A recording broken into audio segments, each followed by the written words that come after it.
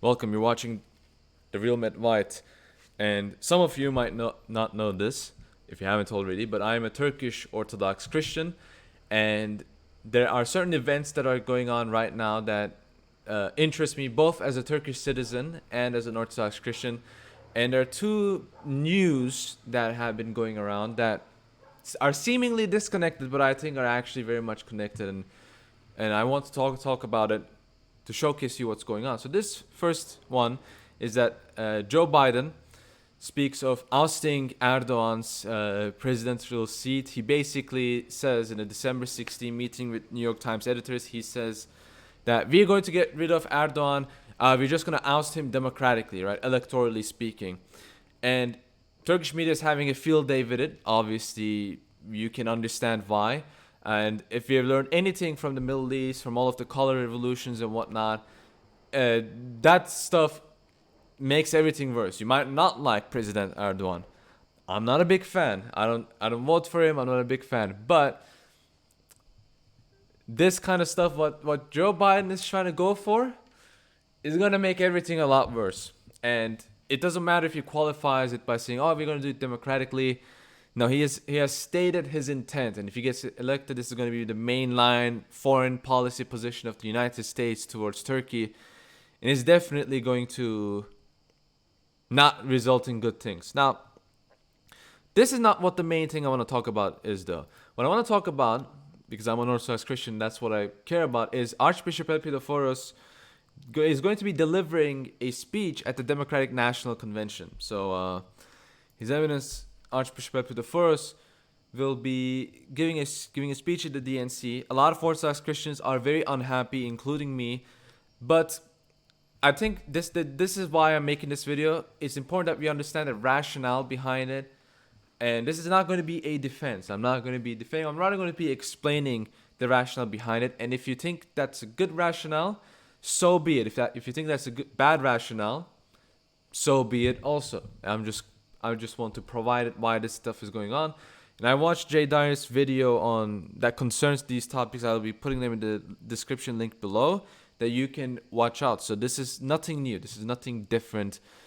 Nothing is new under the sun. So I want to first start by saying I want to give context to the position of bishop. And not a lot of people are ready to hear this, but they have to hear it. Especially if you look at church history, the position of a bishop has always been geopolitical. There's always been geopolitics related to that position. Now, that's not the primary reason someone is a bishop, okay? That's not a primary identity or anything. They're not primarily a geopolitical agent. But are they still a geopolitical agent, whether they like it or not? Yes.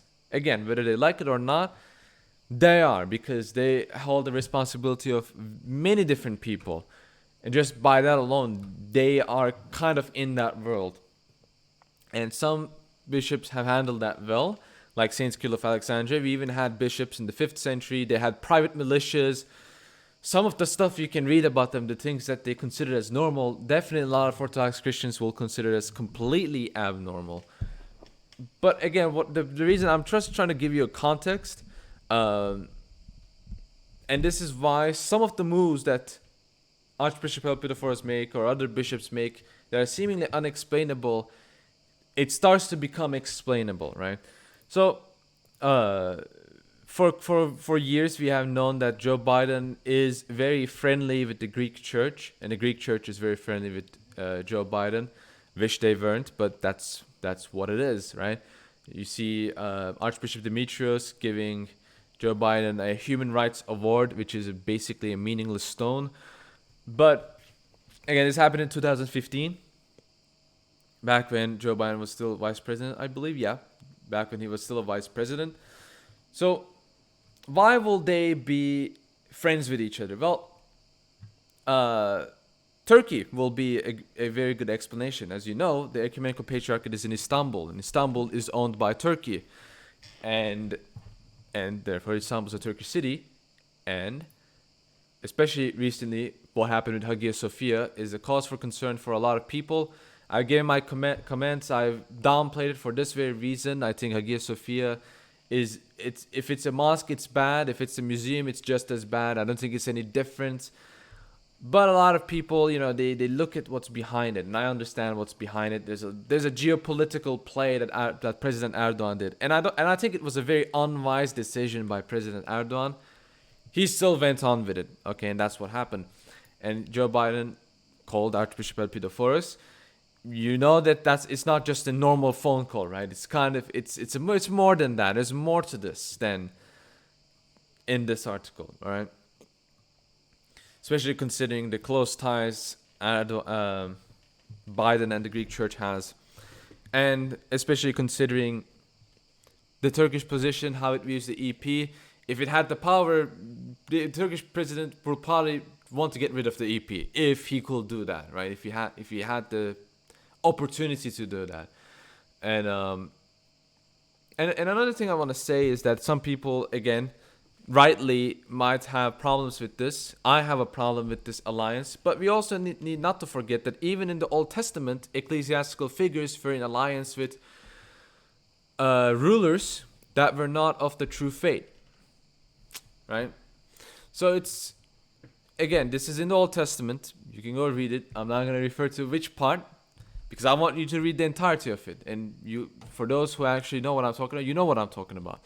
You know who I am talking about. He was even referred to as an anointed one. But again, there are rulers that the ecclesiastical leaders, even in the Old Testament, even history, has worked with. So this is not inherently a bad thing just because of that, right? So does it explain it? Does it defend him well? I don't think it does. But it explains the rationale behind these decisions. But I think what's really important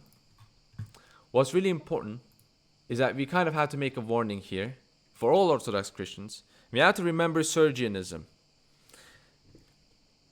The principle behind Sergianism is compromising on the doctrines of Christ for worldly appeal.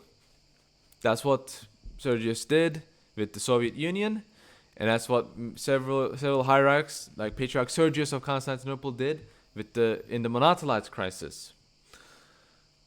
Which it's a funny thing that they both share the same name, right? But the Monothelite crisis was ecclesiastical leaders compromising for the earthly power and compromising on Christian doctrine, and we saw what happened: more strife, more division, more schism, more problems.